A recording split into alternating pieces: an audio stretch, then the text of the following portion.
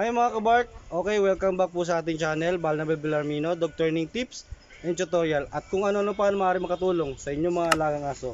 Okay mga kabark, in this video ay dadalhin po natin si Tiara sa vet. Pupunta kami sa vet para ipa-check up si Tiara para maanuhan na yung, yung sakit niya na galis, yung mga kati-kati niya sa katawan ay para gumaling na mga kabarks. Yung mga nakaraang video natin ay gumamit po tayo ng dahon ng Madre de Cacao at yun, may resulta naman yung natin, yung paggamit natin ng Madre de Cacao at bumuti naman yung pakiramdam niya. Pero mga kabark, papacheck pa rin natin siya sa vet para mas madaling gumaling si Tiara. Kukuha lang tayo ng mga video pagdating natin doon sa pagdating natin sa vet kung ano ba yung mga gagawin sa kanya doon sa vet. So ayan mga kabark, tara, let's go!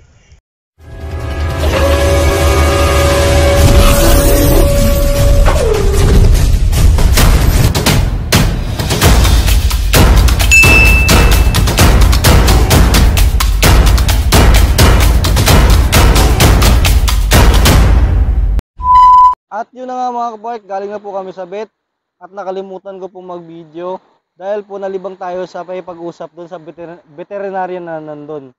Before po tayo dumako kung ano po yung napag-usapan namin ng vet at kung ano po yung ibinigay niya na pwede naming igamot sa kay Tiara, ay malaki po yung naitulong ng Madre de Cacao para po ma-prevent natin yung pangangati ng kanyang katawan.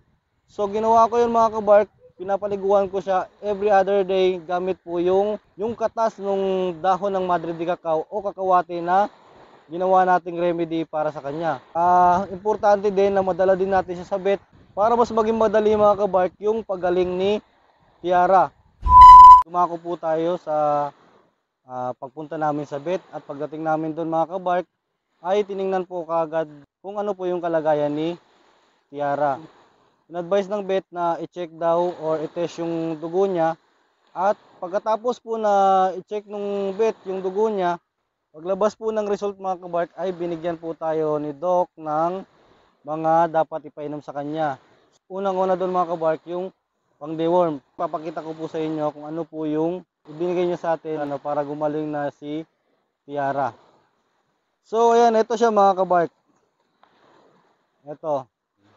Brabecto yung ibinigay ni Doc sa kay Tiara mga kabark at yung ipampupurga sa kanya. Brabecto, baka naman. Pagkatapos nga ibigay ni Doc yung Brabecto o ipainom sa kanya itong Brabecto mga kabark ay umuwi na po kami. So ayan mga kabark, papakita ko lang po sa inyo yung katawan po ni Tiara na nagkagalis siya.